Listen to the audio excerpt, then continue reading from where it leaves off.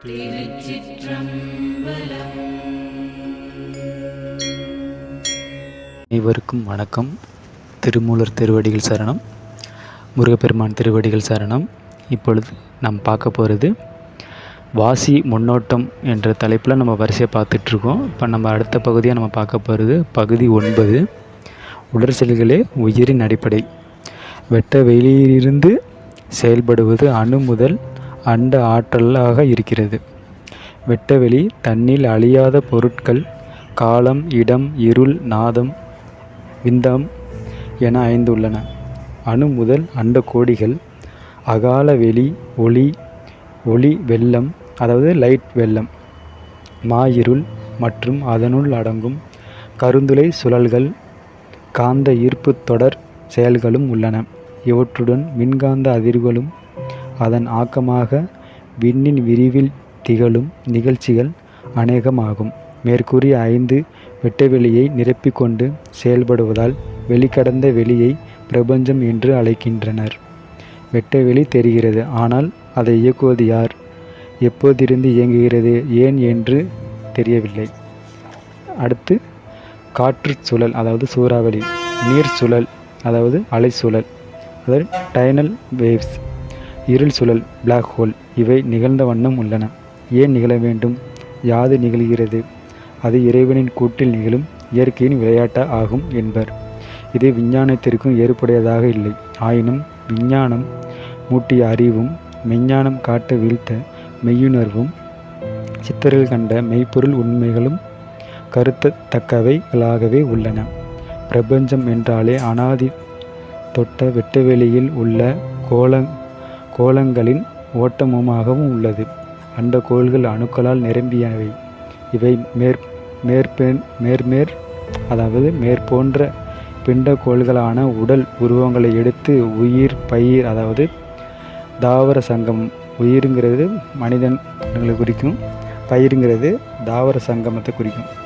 இனங்கள் யாகவும் அணுக்கருவை மையமாக கொண்டுள்ளவை, செல்களால் ஆனவை. மனித உடலும் கணகம் என்று சித்தர்களால் அழைக்கப்பெறும் உடற்செல்களால் ஆனவையே.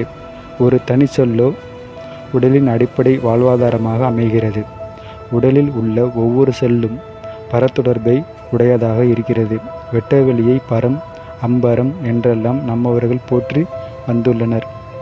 வெட்டவெளிக்கு ஆற்றல் உண்டு. அந்த வெட்டவெளி ஆற்றல் நம்மிடமும் உள்ளது. அந்த ஆற்றலை சித் சக்தி, அதாவது சித் எனர்ஜி என்று குறிப்பிட்டுள்ளனர். தற்கால இயற்பியலாளர்கள் மிகப்பெரிய பிரபஞ்ச ஆற்றலை, அதாவது மைக்ரோ காஸ்மிக்ஸ் பவர் உள்ளதை குறிப்பிட்டுள்ளனர்.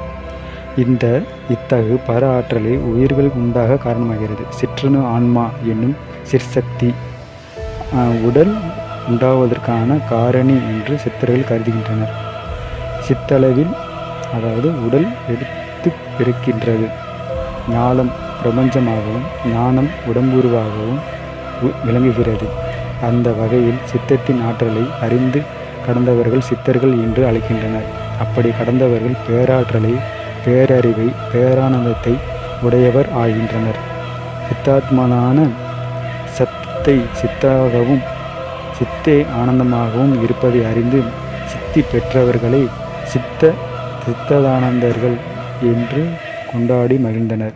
இப்படிப்பட்டவர்கள் மறைந்த பின்னரும் ஆற்றல் உடையவர்களாகவே கருதப்படுகின்றனர்.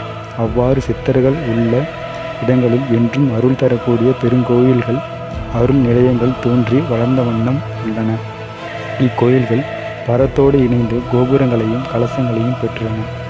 தரையில் பதிக்கப்பட்டு பெற்றுள்ள தடய அடையாளங்களின் லிங்கங்களும் சில மூர்த்தங்களும் ஏற்படுத்தப்படுகின்றன. மூர்த்தங்கள் கருவறையில் இருந்து, கலசங்கள் பரத்திலிருந்து பிரபஞ்ச ஆற்றலை ஏற்கின்றன. இவற்றிற்கிடையே வருகின்ற மக்களும் அருள் கிடைக்கிறது. அருள் என்பது நினைத்ததை அடைவது ஆகும்.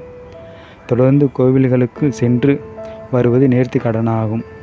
பரத்தின் ஆக்கம் பெற நேர்த்தி தேவைப்படுகிறது, அதாவது சீலம் தேவைப்படுகிறது, நேர்த்தி கடன் அல்ல. அடுத்து என்ன சொல்கிறாங்கன்னா, இப்போ நம்ம இந்த வாசி முன்னோட்டத்தில் நம்ம பார்த்துட்ருக்கோம். இப்போ நம்ம இன்னொரு வீடியோ போட்டிருந்தோம் இங்கிலீஷில், இந்த 7 days 7 சக்கரா அப்படின்ட்டு. இதை நம்ம தமிழ்லேயும் நம்ம இந்த பிராணாயாமம் செஞ்சாலே அது ஆட்டோமேட்டிக்காக இதாகிடும். அடுத்து நம்ம தமிழ் மொழியாக்கமாகவும் நம்ம பார்ப்போம். நம்ம அடுத்தடுத்த பயிற்சி தேரி முறை, ப்ராக்டிஸ் முறை, எப்படி ப்ராக்டிஸ் பண்ணணும், எப்படி தேரியாகவும் நான் சொல்லிட்டு வரேன், செயல்முறையாகவும் நான் உங்களுக்கு சொல்லிட்டு வரேன். இதை நீங்கள் பின்பற்றுங்க. அசைவத்தை தவிருங்க. சளி குற்றம், மலக்குற்றம் 2 குற்றங்களும் இருக்கக்கூடாது. அடுத்து என்ன சொல்கிறாங்கன்னா, அடுத்து என்ன, பரத்தின் நாகம்.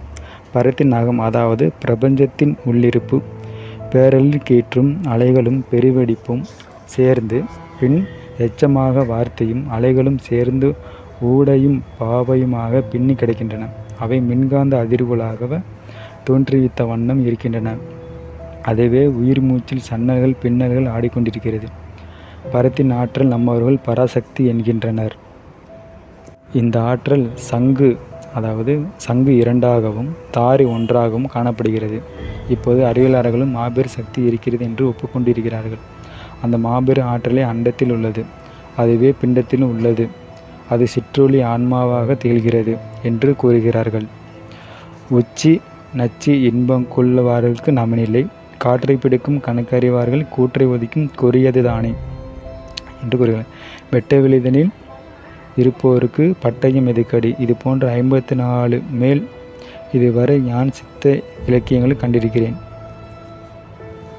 அடுத்து என்ன சொல்கிறாங்கன்னா, மூலாதாரத்தில் மூண்டிலங்கணலை ஆறாதாரத்தில் நிறுத்துதல், மூலாதுவாரத்தில் முக்காரமிட்டிரு, மேல் துவாரத்தில் மேல்மனம் வைத்திரு, காலத்தை வெல்லும் கருத்தறி தானே.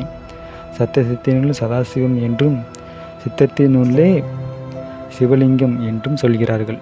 நாவினுடைய நடுவே விசிறிடில் ஆக்கைக்கு அங்கு அழிவில்லை. இன்னும் இது போன்ற பல புதிர்களுக்கு விடை கண்டும் உள்ளனர். இது போன்ற 108 மேலான சித்த வித்தைகளான ஞான் அறிந்து போற்றும் பல, அதாவது வாசி பல உள்ளன. 5 அடுக்கல் ஆற்றல் என்று கூறிய வள்ளல் பெருமான் எளிமையில் ஏமாப்பிடைத்தும் என்று கூறுகிறார். 5 அடுக்கல் வித்தைகளும் ஒன்று என்றாலும் அதன் பயனாவது எளிமை சிறப்பு என்கிறார். எளிமை சிறப்பாவது ஏழ் பிறப்பா, அதாவது ஏழ் தாதுவா, ஏழ் உலகங்களா, ஏழ் நிலைகளா, எளியவாது செய்யும்படியாக பல வித்தைகள் உள்ளன. இவர்களுக்கெல்லாம் விடை உள்ளது கண்டால் உலகம் தன்னிகரில்லா ஒரு தனித்தன்மையாக எட்டும். பிற உயிர்களை பாதுகாப்பதோடு மந்தாரினம் முழுமையும் ஓர் குலம் ஒரு உறவாக இறைவன் ஒருவன் என்று அற்புத நெறியில் தெளிந்து விளங்கும் சித்தர் நெறி ஆகும். இது வருகின்ற பகுதிகளில் சில சித்த வித்தியாசங்கள் பயிற்சி முறைகளையும் அதன் பயன்களையும் நாம் அறிந்து கொள்ளலாம். மனதின் திறனே கல்வியாகும். வைத்ததொரு கல்வி மனப்பழக்கம் என்பர் ஔவையார். ஔவைத்தாய் சொல்லுவாங்க. அதுபோல மனம் அது செம்மையாக மந்திரம் ஜெபிக்க வேண்டும் என்பது விதி. உறைந்து போன உடல் செல்கள் மந்திரங்களை வாங்கி புத்துயிர் அடைகிறது. உறைந்த நட்சத்திரங்கள் கருவியாக சூப்பர்னோவா, அதாவது கருதுளைகளாக அமைந்துள்ளது.